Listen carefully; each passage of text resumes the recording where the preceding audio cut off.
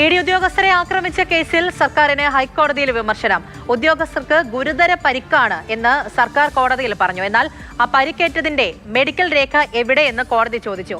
ഇതുപോലൊരു സംഭവം കേരളത്തിൽ മുമ്പ് ഉണ്ടായിട്ടില്ല എന്നാണ് ED വാദിച്ചത്. ജാമ്യത്തിലിറങ്ങിയ 9ാം പ്രതിക്ക് നോട്ടീസ് അയച്ച ഹൈക്കോടതി പ്രോസിക്യൂട്ടറായിരുന്ന ഗീനാകുമാരിക്ക് നോട്ടീസ് അയച്ചില്ല. ED ഉദ്യോഗസ്ഥരെ ആക്രമിച്ച കേസിൽ അറസ്റ്റിലായ 6 പ്രതികളുടെ ജാമ്യാപേക്ഷയാണ് ഇന്ന് തിരുവനന്തപുരം സെഷൻസ് കോടതിക്ക് മുൻപാകെ വന്നത്. അതിലാണ് എൻഫോഴ്സ്മെന്റ് ഡയറക്ടറേറ്റ് ഒബ്ജക്ഷൻ ഫയൽ ചെയ്തത്. ഇതിലാണ് CPM-നെതിരെ ഗുരുതര ആരോപണം എൻഫോഴ്സ്മെന്റ് ഡയറക്ടറേറ്റ് ഉയർത്തുന്നത്.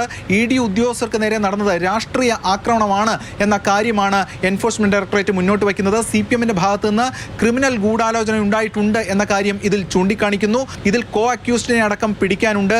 ഗൂഢാലോചന സംബന്ധിച്ചുള്ള കാര്യങ്ങൾ അന്വേഷിച്ചു വരികയാണ്. ഇവർക്ക് ജാമ്യം നൽകരുത്. ഇതോടൊപ്പം തന്നെ ഒട്ടനവധി കാര്യങ്ങൾ കൂടി ഇതിൽ ചൂണ്ടിക്കാണിക്കുന്നുണ്ട്. പാർട്ടിയുടെ സംസ്ഥാന സെക്രട്ടറി, ജില്ലാ സെക്രട്ടറി ഉൾപ്പെടെയുള്ളവർ അവിടെ ഉണ്ടായിരുന്ന സാഹചര്യത്തിലാണ് ഈ ആക്രമണം അരങ്ങേറുന്നത്. ഇവരുടെ പ്രൊവോക്കേഷൻ നിറഞ്ഞ വാക്കുകൾ അത് ഈ അണികൾക്ക്, പ്രവർത്തകർക്കുള്ള കൃത്യമായിട്ടുള്ള സിഗ്നൽ ആയിരുന്നു തുടങ്ങിയ കാര്യങ്ങളും ഈ ഒബ്ജക്ഷൻ റിപ്പോർട്ടിൽ എൻഫോഴ്സ്മെന്റ് ഡയറക്ടറേറ്റ് വ്യക്തമാക്കുകയാണ്. ഇതിനിടെ ഈ കേസിലെ 9ാം പ്രതി ഹരീഷ് കുമാറിന്റെ ജാമ്യം റദ്ദാക്കണമെന്നാവശ്യപ്പെട്ടുകൊണ്ട് സർക്കാർ ഹൈക്കോടതിയിൽ എത്തി. മുൻപ് പ്രോസിക്യൂട്ടറായിരുന്ന ഗീനാകുമാരി അടക്കം എതിർകക്ഷിയാക്കിക്കൊണ്ടാണ് സർക്കാർ കോടതിയിൽ എത്തിയത്.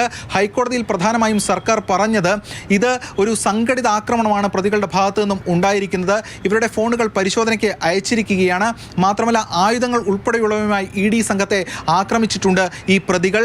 ഒപ്പം തന്നെ പ്രോസിക്യൂട്ടർ കോടതിയെ തെറ്റിദ്ധരിപ്പിച്ചു എന്ന കാര്യവും ചൂണ്ടിക്കാണിച്ചു. മാത്രമല്ല ഹരീഷ് കുമാർ 27 ദിവസം ജുഡീഷ്യൽ കസ്റ്റഡിയിൽ ഉണ്ടായിരുന്നില്ലേ തുടങ്ങിയ കാര്യങ്ങളും കോടതി ആരാഞ്ഞിട്ടുണ്ട്. തുടർന്ന് ഈ സർക്കാർ ഹർജിയിൽ ഹൈക്കോടതി ഹരീഷ് കുമാറിന് നോട്ടീസ് അയച്ചിട്ടുണ്ട്. പക്ഷേ ഗീനാകുമാരിക്ക് നോട്ടീസില്ല. നേരത്തെ കോടതി പറഞ്ഞത് ഗീനാകുമാരിക്കെതിരെ സർക്കാർ തലത്തിൽ തന്നെ നടപടിയെടുക്കാമല്ലോ എന്ന കാര്യവും കോടതി വാദമധ്യേ ചോദിച്ചിരുന്നു.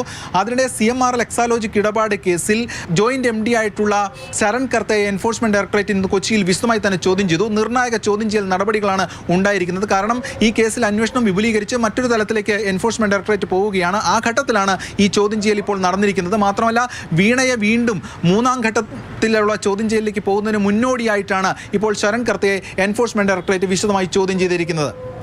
യെസ് രാഗിൻ, മാതൃഭൂമി ന്യൂസ്, കൊച്ചി.